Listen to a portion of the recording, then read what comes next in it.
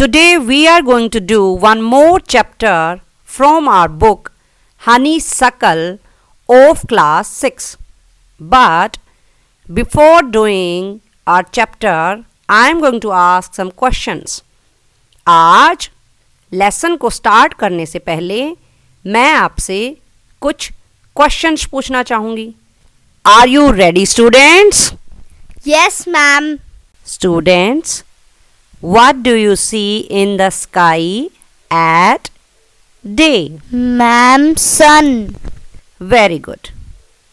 Now tell me, what do you see in the sky at night? Ma'am, moon and stars. Very good. Moon and stars. Okay.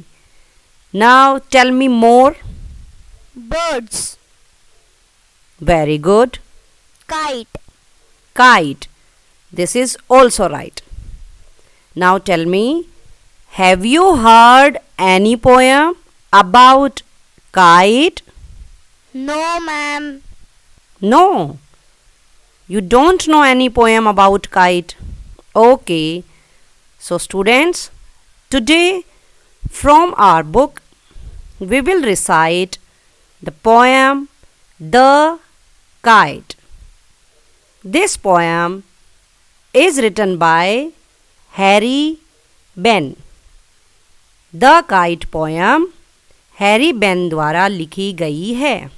चलिए पहले इस poem को हम read out करेंगे, उसके बाद इसको धीरे धीरे हम समझेंगे.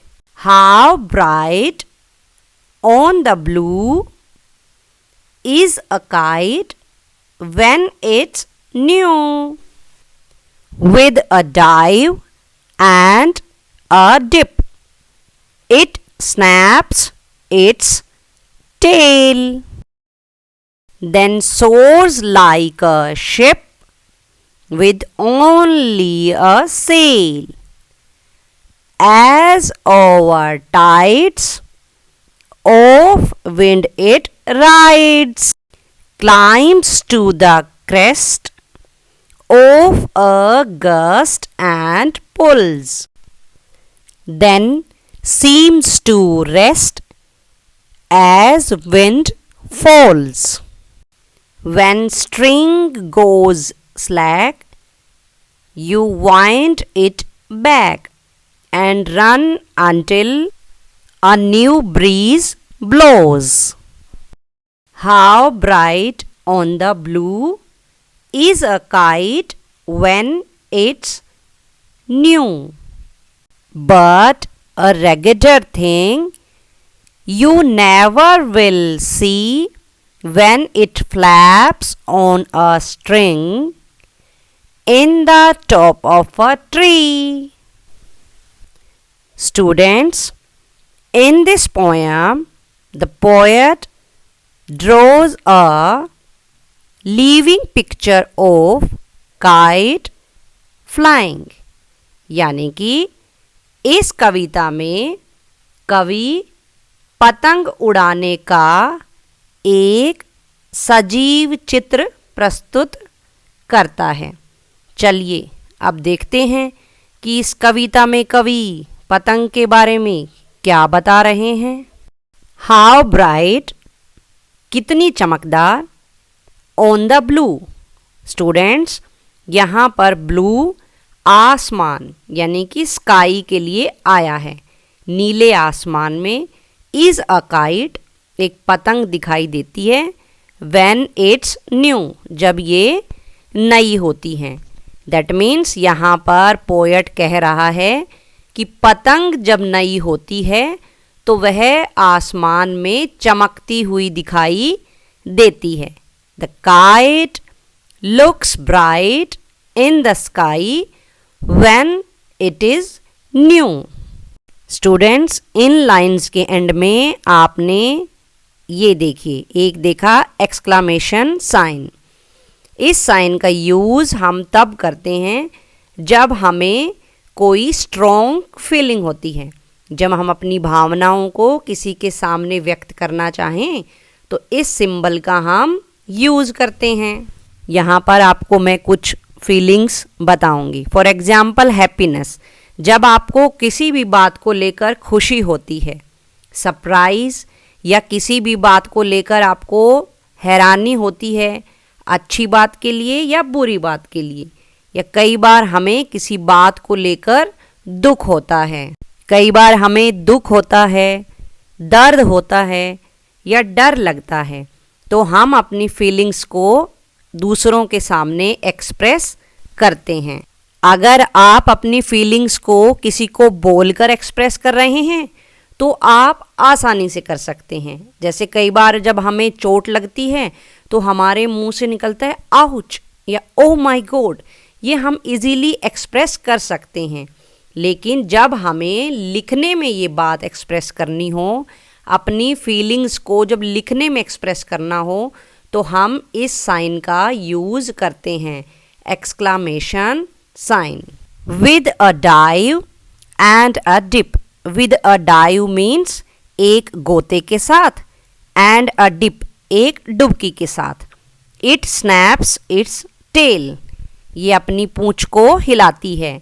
काइट के टेल होती है ना, एक पूंछ होती है, तो ये अपनी पूंछ को फड़फड़ाती है। यहाँ पर वर्ड आया है स्नैप, ये उसकी पूंछ की आवाज़ के लिए आया हुआ है। तो इसका बनेगा कि पतंग कभी ऊपर कभी नीचे गोता लगाते हुए, डुबकी लगाते हुए अपनी पूंछ को फड़फड़ाती है। देन सोर्स, यानी कि ऊपर उठती है। लाइक अ शिप, एक जहाज की तरह। विद ओनली अ सेल, केवल एक सेल के साथ। बच्चों, पहले शिप में एक सेल लगा होता था, उसको पाल बोलते हैं। तो यहाँ पर पतंग का कंपैरिजन, पतंग की तुलना किसके साथ हो रही है? एक शिप के साथ हो रही है, जिसमें केवल एक सेल लगा हुआ है। स्टूडेंट्स, पोएम को सुंदर ब्यूटीफुल बनाने के लिए हम लोग फिगर ऑफ स्पीच यूज़ करते हैं, और यहाँ पर काइट का कंपैरिजन किया गया है शिप के साथ। स्टूडेंट्स, जहाँ पर आपको दो चीज़ों का कंपैरिजन हो रहा हो और वहाँ पर लाइक और एज दिखाई दे, तो वहाँ पर कौन सा फिगर ऑफ स्पीच यूज़ हुआ है? सिमिली। बिल्कुल, यहाँ पर भी यही यूज़ हुआ है। यहाँ पर पोएट बता रहा है then soars like a ship, यानी कि पतंग एक जहाज की तरह ऊपर उठती जाती है। विद ओनली अ सेल, एक सेल के साथ। पहले जो शिप होती थी उनमें एक ही सेल होता था, और सेल को बोलते हैं हिंदी में पाल। ये आपको दिखाई दे रहा होगा, this is sail. As over tides, tides means लहरें, तरंगे। जिस तरह से शिप तरंगों पर, लहरों के ऊपर उठती जाती है, उसी तरह से काइट को बताया हुआ है कि of wind it rides. Kite किसके ऊपर राइड करती है? हवा के ऊपर। तो यहाँ पर दोनों का कंपैरिजन किया गया है। तरंगों पर, टाइड्स पर शिप चलती है, और हवा के साथ काइट चलती है। चलिए नेक्स्ट लेते हैं। Climbs to the crest. बच्चों, क्रेस्ट क्या होता है? कि जो तरंगे होती हैं उनका सबसे हाईएस्ट पॉइंट होता है, वो है क्रेस्ट। तो इस तरह से वो सबसे ऊपर वाले हिस्से पर, तरंगों के ऊपर चलती है। Off a gust and pulls. Gust means हवा के तेज झोंके। तो इसमें बताया हुआ है कि जिस तरह से शिप तेज तरंगों के ऊपर वाले हिस्से पर चलती है, उसी प्रकार पतंग भी हवा पर सवारी करती है। Then seems to rest. Rest means आराम करना, सीम्स मीन्स दिखाई देना। एज विंड फॉल्स, जैसे जैसे हवा धीरे होती है या रुक जाती है, तो पतंग भी नीचे आ जाती है, और ऐसा लगता है कि जैसे पतंग आराम कर रही हो। When string goes slack. String क्या होती है? पतंग की जो रस्सी होती है, और स्लैक मीन्स लूज, ढीला, यानी कि जब पतंग की रस्सी ढीली हो जाती है। Then you wind it back. यहाँ पर ये बच्चों विंड नहीं है, विंड का मतलब होता है हवा और ये है वाइंड यानी कि लपेटना। तो इसके बाद आप धीरे धीरे उसको लपेटना शुरू कर देते हैं, भागते हुए उसको चक्री पर लपेटना शुरू कर देते हैं और चक्री को इंग्लिश में बोलते हैं स्पूल।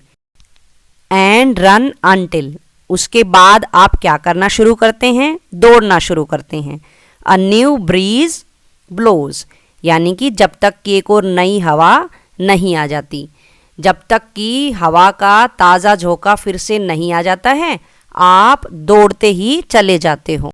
यहाँ पर ब्रीज वर्ड का मीनिंग है हवा, ब्लोज मतलब बहना। जब तक कि ताज़ा हवा, नई हवा बहना दोबारा शुरू नहीं कर देती है, हम लोग पतंग की रस्सी को लेकर दौड़ लगाते रहते हैं। एंड इट्स विंग्स फिल, आपने देखा था कि जब हवा रुक गई थी या धीरे हो गई थी तो पतंग नीचे आ गई थी, लेकिन अब क्या होगा, एंड इट्स विंग्स फिल, अब इसमें फिर से हवा भर जाएगी। एंड अप इट गोज, और ये पतंग फिर से ऊपर चली जाएगी। हवा के ताज़े झोंके के साथ यह और ऊपर उठती चली जाएगी। How bright on the blue is a kite when it's new, कितनी सुंदर, कितनी चमकीली लगती है जब कोई भी पतंग नई होती है। यानी कि आसमान में, नीले नीले आसमान में जब कोई भी पतंग नई होती है तो वो बहुत ही चमकती हुई दिखाई देती है। बट ए रेगेडर थिंग, ये बहुत ही बुरी तरह से फटी हुई हो गई है। यू नेवर विल सी, और तुम इसे अब नहीं देखोगे। किसको नहीं देखोगे, पतंग को। रेगेडर थिंग मीन्स बुरी तरह से फटी हुई, तो आप इसको बिल्कुल भी नहीं देखोगे क्योंकि ये बुरी तरह से फटी हुई है। और क्या हो गया है इसको, When it flaps on a string, flaps का मतलब होता है फड़फड़ाना, in the top of a tree। बच्चों, जब ये बुरी तरह से फटी हुई पेड़ के ऊपर फंस जाती है, पेड़ की शाखाओं में उलझ जाती है, तो इसकी चमक खो जाती है, यह फट जाती है और इसके टूटे हुए टुकड़े फड़फड़ाने लगते हैं। उस समय आप इसको बिल्कुल नहीं देखोगे। Students, after the explanation of the poem we will learn word meanings. Let's start. First word is blue. यहाँ पर ब्लू आसमान के लिए आया हुआ है, तो यहाँ पर इसको हम बोलेंगे ब्लू मीन्स आसमान। नेक्स्ट लेते हैं, अ डाइव एंड अ डिप। गोता और डुबकी, यानी कि पतंग का ऊपर नीचे जाना, यही है डाइव और dip. Next word is soars, that means goes up, यानी कि ऊपर जाना, पतंग ऊपर जाती है। नेक्स्ट वर्ड है स्नैप्स, यानी कि सडन शार्प साउंड, फड़फड़ाना, पतंग की जो टेल की आवाज़ आती है उसके लिए यहाँ पर वर्ड यूज़ हुआ है स्नैप्स। नेक्स्ट वर्ड है टाइड्स, टाइड्स यानी कि लहरें। Students, next word is crest.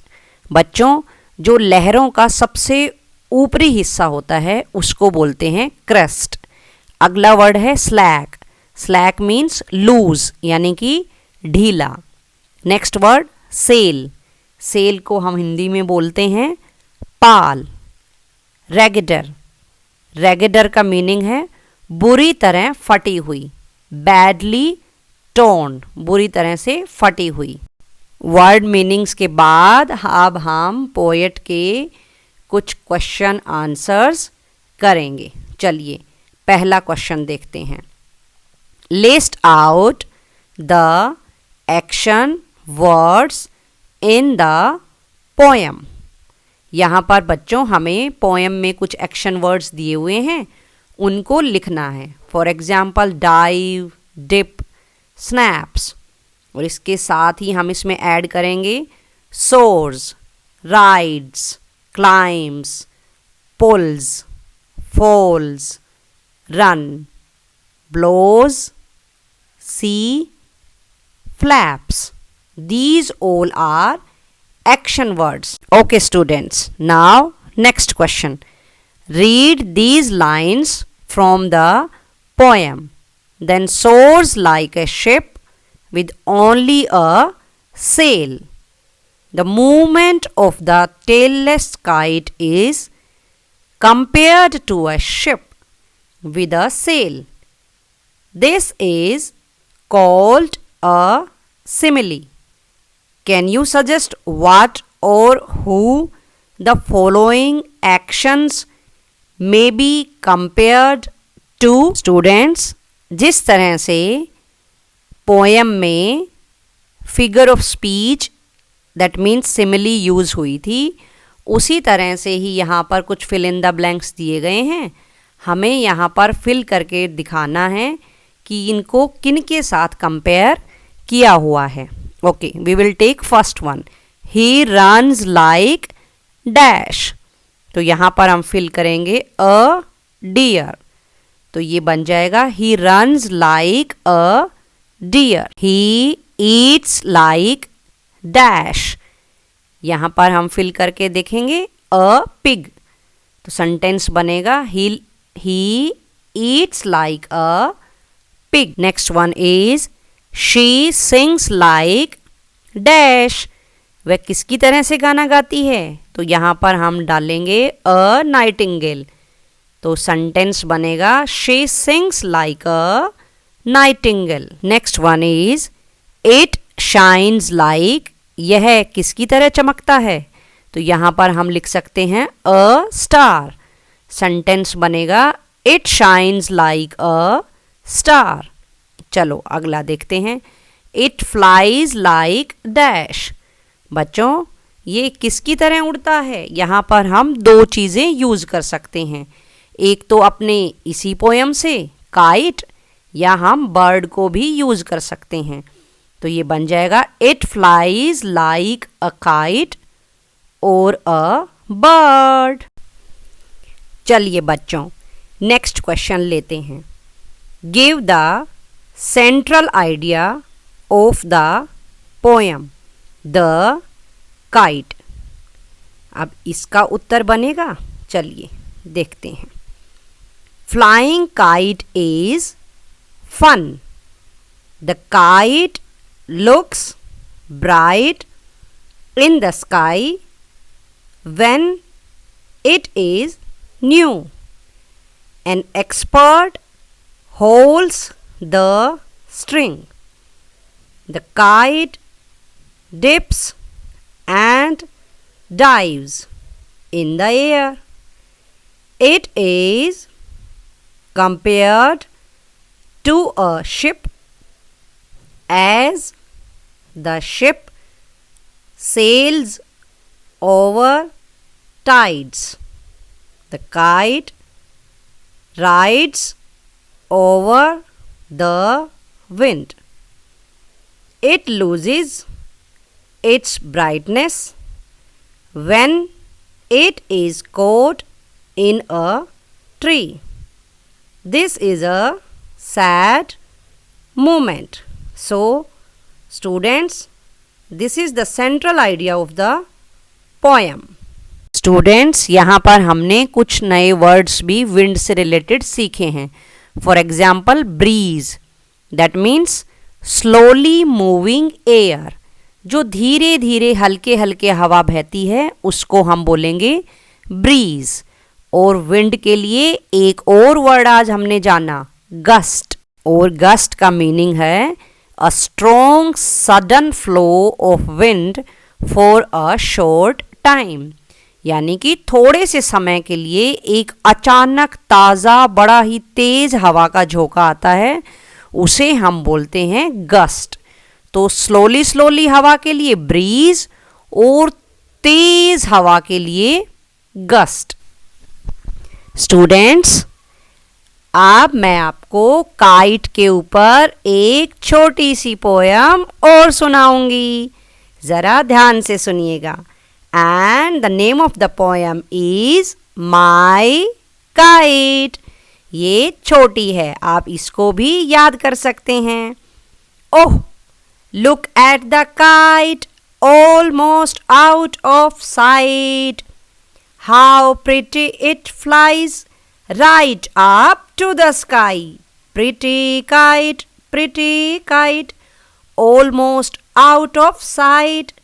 What do you spy in the bright blue sky? In the bright blue sky.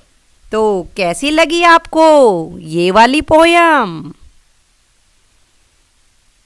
Okay students, अब हम कुछ MCQ करेंगे. That means multiple choice questions. Okay, so first question is, all of us like to fly as dash. Here are 4 options, and option A is a bird, option B is a fly, option C is an aeroplane, and option D is a kite. तो यहाँ पर हम सब इसका answer search करेंगे और उसके बाद वहाँ पर सर्कल लगाएंगे. तो क्वेश्चन का मीनिंग है all of us like to fly as. हम सब उड़ना चाहते हैं. किसकी तरह उड़ना चाहते हैं? अब कुछ बच्चे तो बर्ड भी बोल सकते हैं, एरोप्लेन भी, लेकिन आज हम बात कर रहे हैं काइट पोएम की. So the answer is option D, that means a kite. तो बच्चों इसका फुल सेंटेंस हो जाएगा, all of us like to fly as a kite. Okay students, second question. A kite looks bright when it is dash. एक काइट यानी कि पतंग बहुत ही चमकीली दिखाई देती है जब वह, यहाँ पर अब हमें वर्ड भरना है. So first option is torn, second option old, third option new, and fourth option is none of these. तो यहाँ पर आंसर आएगा न्यू, दैट मीन्स नई. यानी कि एक पतंग जब नई होती है तो वो चमकीली दिखाई देती है, चमकदार दिखाई देती है. अब ये फुल सेंटेंस बन जाएगा, a kite looks bright when it is new.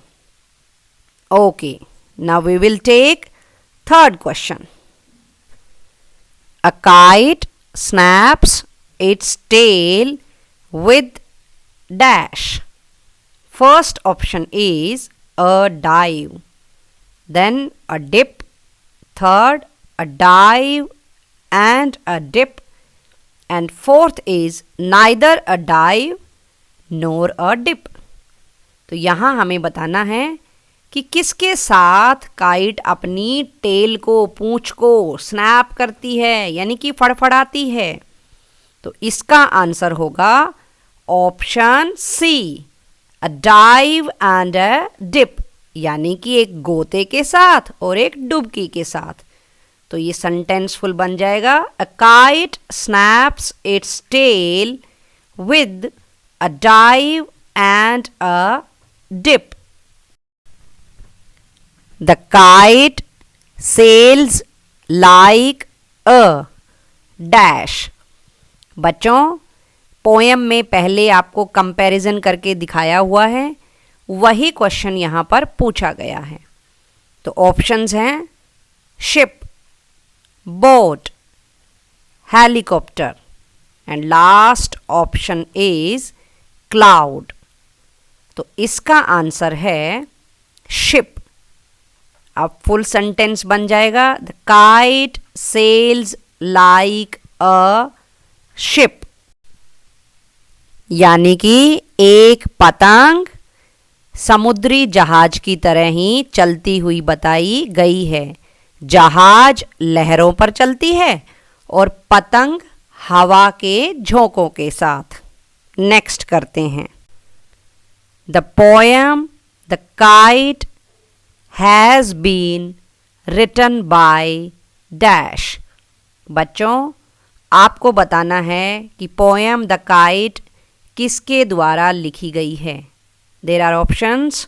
First option is Peter, second Harry Behn, third Premchand and fourth Rabindranath Tagore. तो यहाँ पर इसका आंसर है ऑप्शन बी, हैरी बेन। तो यहाँ पर हम इसको सर्कल कर देंगे। तो फुल आंसर बनेगा the poem the kite has been written by Harry Ben.